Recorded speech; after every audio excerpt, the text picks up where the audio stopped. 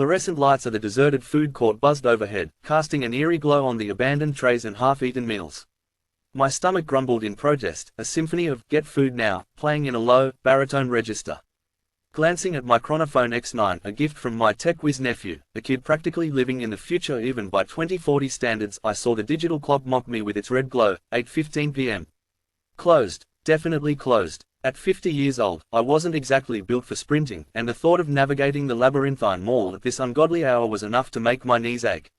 But hey, at least I had George. Not a person, mind you, but my Chronophone X9, a marvel of futuristic tech that could put James Bond's gadgets to shame. Unlike the sleek, futuristic slabs most folks sported, my George was a little thicker, a little heavier. It had a worn leather case, a testament to the countless times it had slipped from my admittedly clumsy grip. But functionality trumped aesthetics any day, especially when you were stranded in a deserted mall with a dying battery. A bead of sweat trickled down my temple as I activated the solar siphon function. With a whirring sound, a small panel unfolded from the back of George, capturing the faint light filtering through the closed skylights. It wasn't much, but it would keep me connected for a while, enough to send a message at least.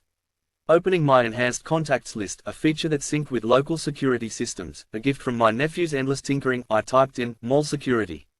A gruff voice, seasoned with years of dealing with bored teenagers and restless toddlers, boomed through the speaker.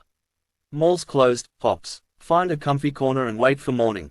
Easier said than done. Stuck in a deserted mall with a bum knee and a dwindling battery wasn't exactly my idea of a relaxing evening. Besides, the thought of a lone janitor named Miguel, frantically searching for his misplaced keys, gnawed at me. Using George's universal translator, supposedly it could even decipher alien languages, though I hadn't had the chance to test that one. I snuck up behind Miguel and tapped him on the shoulder. "Keys, huh?" I asked, my voice a bit rusty from disuse. Miguel, a stocky man with kind eyes and a worried frown, jumped a mile high. After a brief explanation, I activated the 3D Holo Builder app on George. Within seconds, a holographic replica of the access card materialized in my hand. Miguel stared, his jaw slack as the gate smoothly recognized the hologram and opened.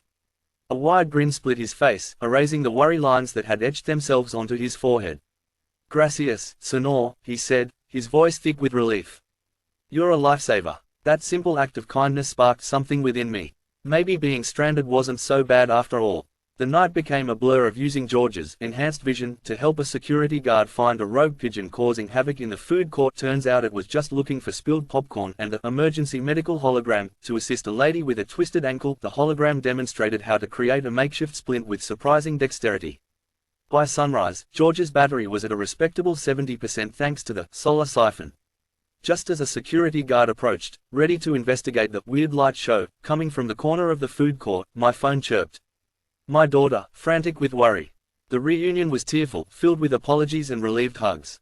As we walked out, my daughter squeezed my hand. "Dad, you know what they say," she said, a hint of awe in her voice. "God works in mysterious ways." I smiled. Maybe he did. Maybe he used a futuristic phone, a tech-savvy old man, and a little bit of mall mayhem to remind everyone that even in the year 2040, a helping hand can still make a world of difference.